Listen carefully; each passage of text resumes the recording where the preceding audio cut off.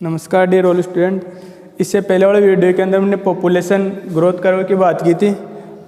अभी पॉपुलेशन के अंदर ही अगला टॉपिक है species.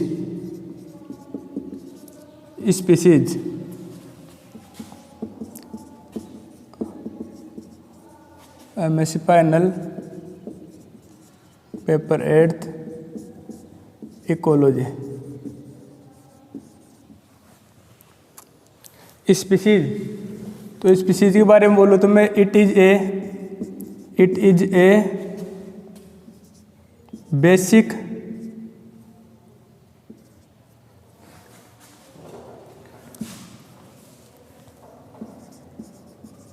Basic unit of classification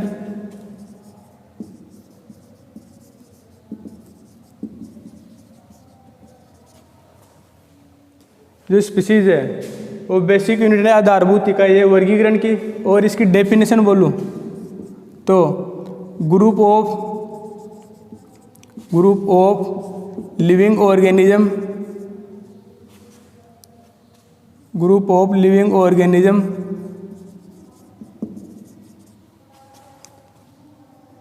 same species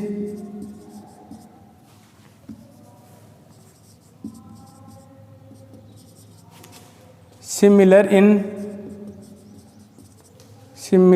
in structure, function and behavior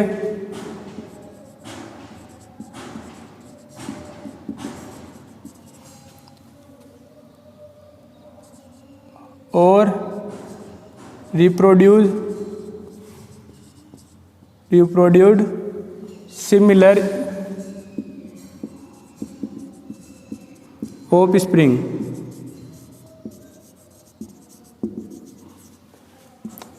Also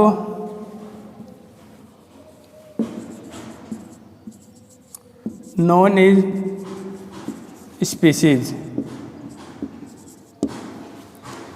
यानी स्पीसीज वर्गीकरण की आधारभूत इकाई है। और group of living organism, definition के अंदर ग्रुप ऑफ लिविंग ऑर्गेनिज्म से some species similar in structure, function, behaviour और रिप्रोड्यूस सिमिलर ऑफ स्प्रिंग। यानी इसके अंदर जो एक ही स्पीसीज के ग्रुप है उनकी संरचना समान होनी चाहिए, कार्य समान होनी चाहिए और व्यवहारात्मक बिहेवियर मतलब व्यवहारात्मक रूप से समान होनी चाहिए। और जनन के दौरान पैतृक के समान ऑफस्प्रिंग वाला संतति उत्पन्न करे, उनको हम क्या बोल देंगे? स्पीसीज। या आप ऐसे बोल दो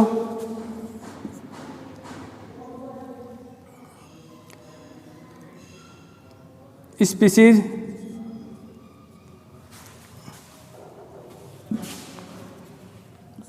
या same species organism are interbreeding.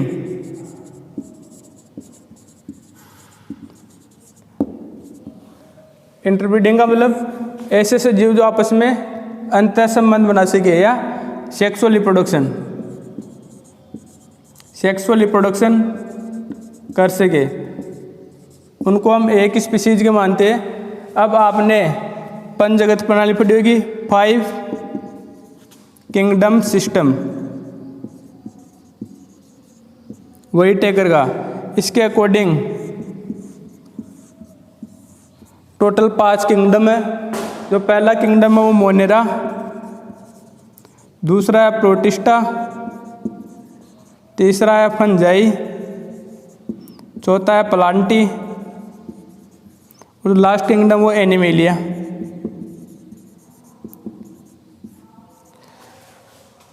इन सभी में से जो मोनेरा किंगडम है उसके अंदर बैक्टीरिया रहते हैं और बैक्टीरिया सेक्सुअल रिप्रोडक्शन नहीं करते। तो आप ऐसे बोल सकते हो जो मोनेरा किंगडम है वो स्पीसीज का एक्सेप्शन मान सकते हो, क्योंकि बैक्टीरिया के अंदर सेक्सुअल रिप्रोडक्शन नहीं होता है। बैक्टीरिया में सेक्सुअल रिप्रोडक्शन नहीं होता है, तो उनको आप स्पीसीज कॉन्सेप्ट के अकॉर्डिंग आप उनको एक स्पीसीज नहीं मान सकते हो। लेकिन जो फर्स्ट बार सेक्सुअल रिप्रोडक्शन स्टार्ट हुआ था वो प्रोटिस्टा से स्टार्ट हुआ था। फर्स्ट टाइम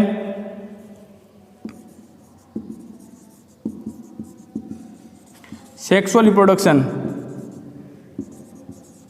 यहाँ से स्टार्ट हुआ था। तो इससे आगे जितने भी किंगडम है, फंजाई, प्लांटी, एनिमेलिया, इन सब के अंदर सेक्सुअल रिप्रोडक्शन पाया जाता है। तो आप ऐसे बोलो कि स्पीशीज कॉन्सेप्ट है, उसका एक्सेप्शन कौन हो जाएगा? बैक्टीरिया, क्योंकि बैक्टीरिया के अंदर सेक्सुअल रिप्रोडक्शन होता है। माइकोप्लाज्मा, एक्टिनोमास्टी,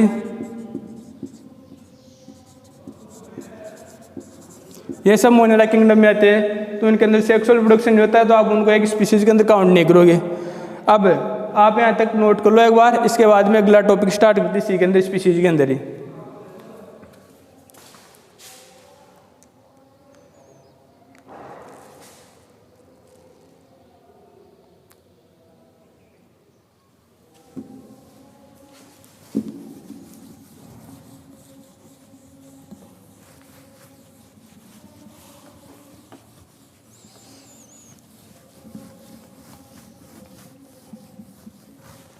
अब इसी में 2-3 डेफिनेशन है जो यानी आपके एक 2-2 नंबर की आती है।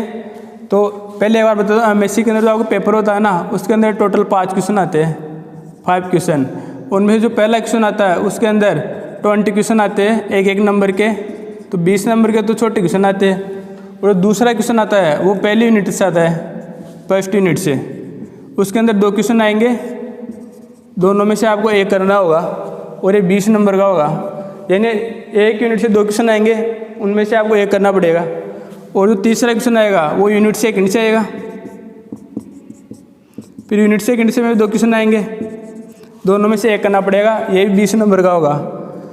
और जो चौथा क्वेश्चन आएगा वो यूनिट थर्ड का आएगा, इसमें भी 2 क्वेश्चन आएंगे, दोनों में से आपको एक करना पड़ेगा, 20 नंबर का। और जो 5वां क्वेश्चन आएगा वो यूनिट फोर्थ का आएगा, यूनिट फोर्थ का, इसमें 2 क्वेश्चन आएंगे अथवा हमें दोनों में से एक करने पड़ेंगे। इस प्रकार टोटल 100 नंबर का आपका पेपर होता है, जिनमें 20 क्वेश्चन छोटे आते हैं। तो उनके अंदर 1-1 नंबर के आ सकते हैं, 2-2 नंबर के भी आ सकते हैं। उनके अंदर आपको डेफिनेशन पूछेंगे, तो 2-3 डेफिनेशन है, पहले उनको देख लो आप।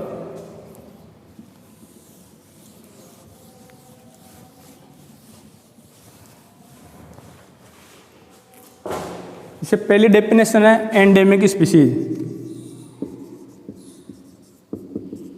एंडेमिक स्पीशीज, एंडेमिक का मतलब क्या होता है? स्थानीय, जो केवल एक ही स्थान पर पाई जाती है। तो आप इसकी डेफिनेशन बोलो तो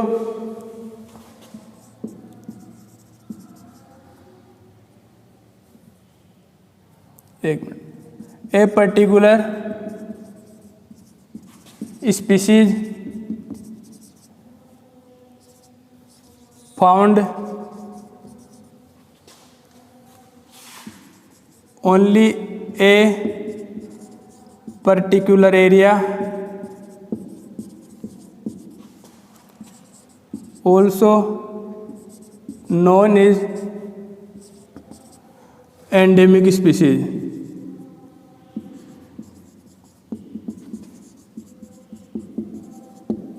यानी ऐसी स्पीशीज जो यानी केवल एक ही स्थान पर पाई जाती हो, उसको हम बोलते हैं पर्टिकुलर एरिया में पाई जाती है, उसको बोलते हैं हम एंडेमिक स्पीशीज या स्थानीय स्पीशीज। इसका एग्जाम्पल दूँ तो पहला एग्जाम्पल हो जाएगा इसके अंदर metasequoia. Metasequoia found only valley of China.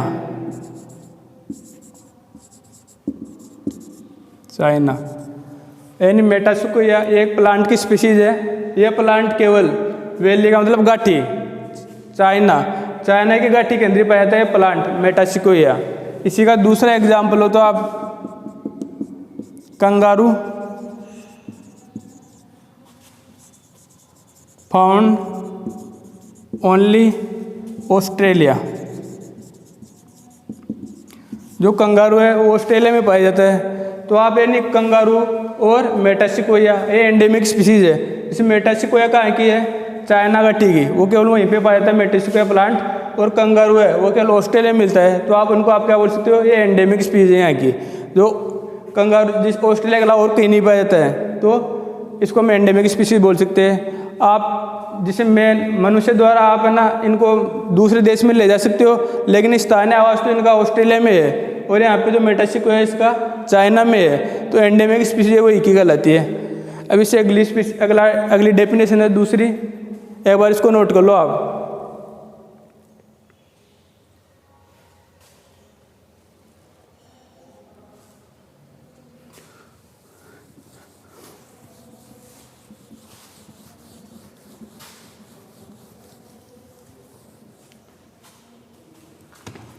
जो इससे अगला है कीस्टोन स्पीशीज।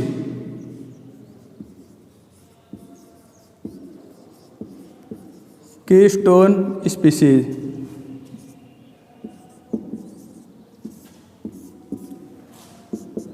हिंदी में कुंजशिला जाति। कीस्टोन स्पीशीज किसे कहते हैं? ऐसी जाति जो यानी इकोसिस्टम की संरचना का निर्धारण करती है, स्ट्रक्चर का निर्धारण करती है, उसको कीस्टोन स्पीशीज कहते हैं। और ये जो स्पीशीज होती है इकोसिस्टम में संख्या में कम होती है, जैवभार में भी कम होती है, और इनका जैवभार यानी बायोमास, इनका बायोमास भी कम होता है, नंबर भी कम होता है। और स्ट्रक्चर को कैसे निर्धारित करती है, यानी आप कीस्टोन स्पीशीज को हटा दोगे तो वहाँ से पूरा इकोसिस्टम नष्ट हो जाएगा। तो इसके अंदर कीस्टोन स्पीशीज नंबर, इनका नंबर है वो कम होगा, बायोमास ये भी कम होगा, और इकोसिस्टम में effective. Keystone species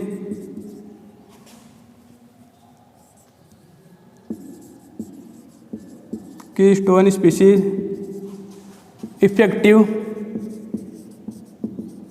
effective on ecosystem. इन जो कीस्टोन स्पीशीज होगी वो अपने एक पारितंत्र पर प्रभावी होगी। प्रभावी मतलब इसको हटाने से आप पूरा इकोसिस्टम नष्ट हो जाएगा। जैसे इसका एग्जाम्पल दूं, पहला एग्जाम्पल लोयन इन फॉरेस्ट। अब आप बोलोगे सर इसके अंदर यानी लोयन है ना वो फॉरेस्ट पे कैसे प्रभावी होता है, और ये जैसे मान लो फॉरेस्ट से हम लोयन को हटा भी दे तो फॉरेस्ट कैसे नष्ट हो जाएगा। तो आपने फूड चेन पढ़ी होगी, जैसे ग्रास को रेबिट,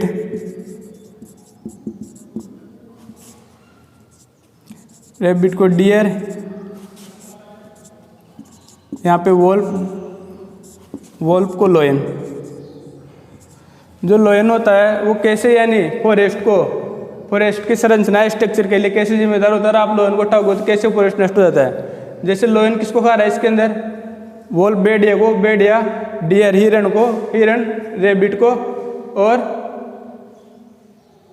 एक मिनट इसको आप छोटा कर दो फूड चेन को। जैसे यहाँ पे ग्रास को डियर, इसको आप डायरेक्ट यहाँ पे वोल्फ के बाद में लोयन।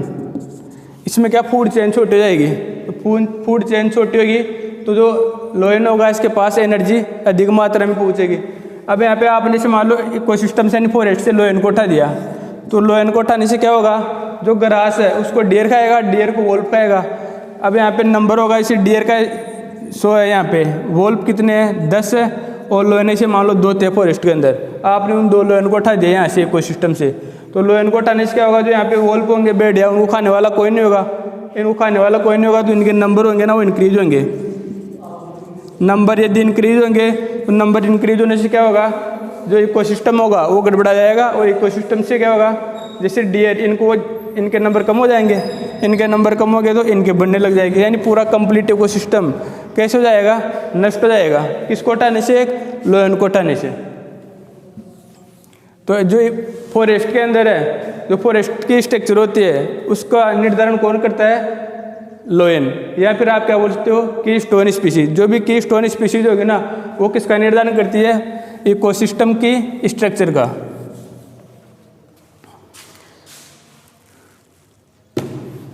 इसी प्रकार दूसरा एग्जाम्पल है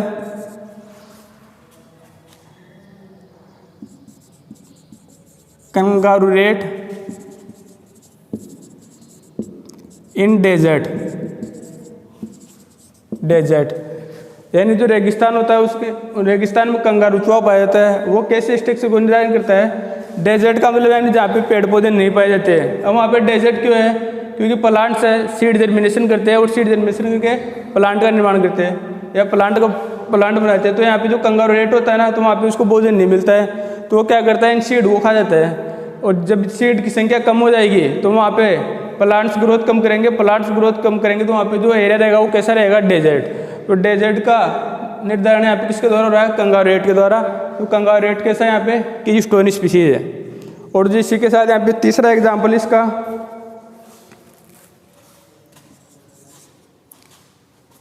अंजीर, अंजीर ट्री, जिसको फिग भी बोलते हैं। अंजीर tree in tropical deciduous forest. ये कैसे है? जो ट्रॉपिकल डेसिडुअस फॉरेस्ट है, इनके अंदर यानी एक मौसम ऐसा आता है जब प्लांट पूरी पत्तियां नीचे गिरा देते हैं, तो उसमें एक ऐसा अंजीर का वृक्ष ऐसा है जिसके ऊपर पत्तियां लगी रहती है, हरा भरा रहता है। तो जो फॉरेस्ट की सभी स्पीशीज है वो कहाँ पे आके रहने लग जाती है? अंजीर के वृक्ष के ऊपर। तो यानी ये जैसे मान लो आपने इस फॉरेस्ट से, ट्रॉपिकल डेसिडुअस फॉरेस्ट से आपने अंजीर के वृक्ष को हटा दिया, तो इसके हटाने से जो ट्रॉपिकल रेन फॉरेस्ट है वहाँ की जितनी भी स्पीशीज है, ट्रॉपिकल डेसिडुअस फॉरेस्ट है जिसकी जितनी भी स्पीशीज है ना, वो वहाँ से दूसरी जगह पलायन करेगी। दूसरी जगह पलायन करेगी तो वहाँ पे जो इकोसिस्टम है यहाँ पे ये ट्रॉपिकल डेसिडुअस फॉरेस्ट ये नष्ट हो जाएगा।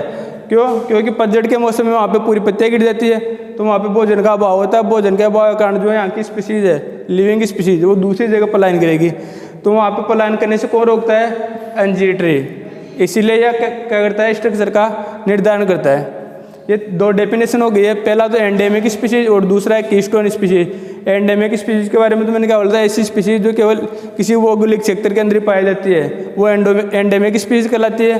और दूसरा कौन सा है? Keystone species. इनके नंबर भी कम होता है, बायोमास कम होता है और ये समुदाय में कम होती है। आप ऐसे भी लिख सकते हो इसके अंदर, low number in community, low number in community,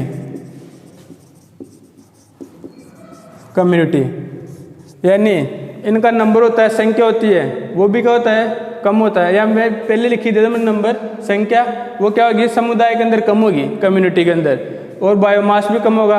अब आपने जो जैसे एक मैंने अभी चेन बनाई थी, फूड चेन, इसके अंदर ग्रास वाली, ग्रास, डियर, वोल्प, वोल्प कौन का? लोइन, यहाँ तक। तो इसके अंदर सबसे जो बायोमास कम होगा वो किसका होगा? लोइन का। और जो बायोमास ज़्यादा होगा वो किसका होगा? ग्रास का।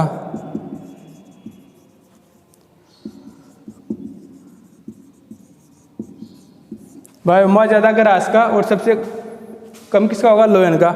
यहाँ पे वेट, जो वेट होता है ना वो दो प्रकार का होता है। बायोमास निकालते ना हम, वो हमेशा ड्राई वेट से निकालते हैं। एक होता है फ्रेश वेट, फ्रेश वेट, और एक होता है ड्राई वेट।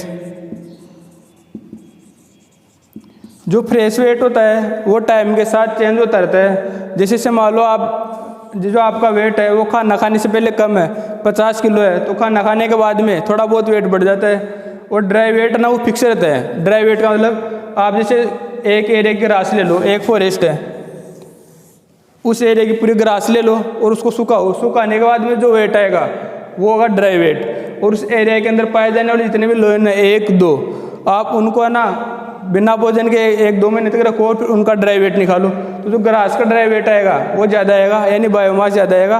और लोयन का जो ड्राई वेट होगा वो क्या होगा? कम होगा। तो यहाँ पे जो कीस्टोन स्पीशीज है वो उनका बायोमास क्या होता है? कम होता है, नंबर भी कम होता है।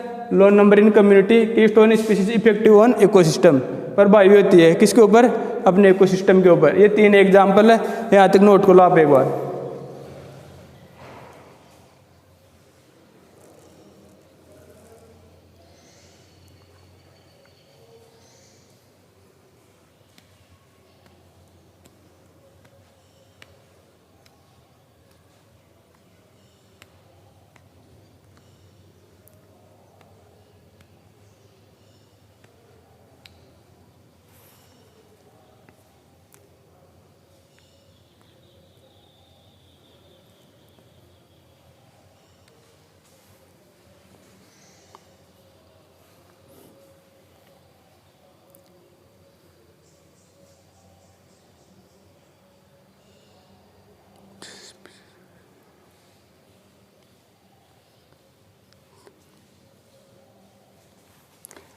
जो अगली डेफिनेशन है, 2 डेफिनेशन हो चुकी है, एंडेमिक स्पीशीज और keystone species.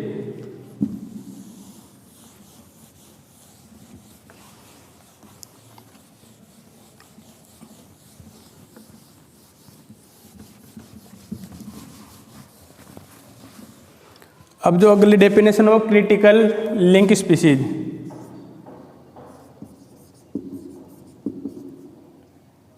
Critical link species. Critical link species किसको बोलोगे आप? ऐसी स्पीशीज जो दूसरी स्पीशीज को अपना योगदान दे किसी भी कार्य के अंदर, वो कौन सी आएगी? Critical link species. जैसे फूड चेन है, तो फूड चेन के अंदर जो प्रत्येक मेंबर है, ईच मेंबर, वो क्या है? क्रिटिकल लिंक स्पीशीज है, क्योंकि एक मेंबर दूसरे मेंबर को भोजन प्रदान करा है। जैसे एग्जाम्पल लो तो आप ग्रास, रैबिट, रैबिट को dog,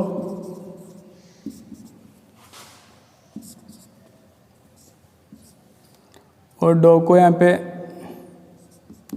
lion.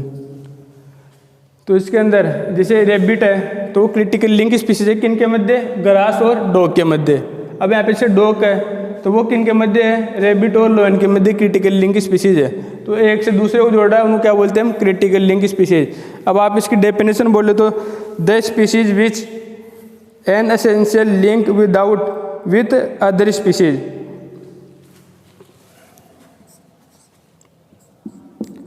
The species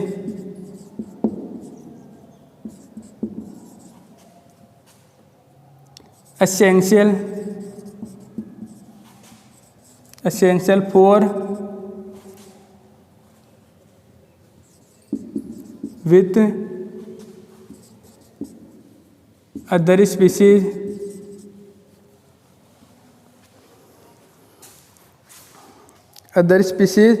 to help later in some vital activity. Other species help in vital activity. यानी जो दूसरी स्पीशीज के कार्य में अपना योगदान दे, वो क्या कहलाएगी? Critical link species. और जो फूड चेन है, each member of food chain, each member of food chain also known as critical link species। ये 3 डेफिनेशन हो गई है। पहला एंडेमिक स्पीशीज, दूसरा कीस्टोन स्पीशीज, और तीसरा ये क्रिटिकल लिंक स्पीशीज। अब इन 3 डेफिनेशन के बाद में ये जो पॉपुलेशन टॉपिक चला था वो कंप्लीट हो गया है। अब अगला टॉपिक आएगा यहाँ पे कम्युनिटी। तो कम्युनिटी के अंदर आप, जब मैंने स्टार्टिंग की थी इकोलॉजी, तो ऑर्गेनिज्म से स्टार्ट किया था। ऑर्गेनिज्म के बाद में दूसरा टॉपिक था पॉपुलेशन, और पॉपुलेशन के बाद में अब तीसरा टॉपिक स्टार्ट होने जा रहा है यहाँ पे कम्युनिटी, समुदाय।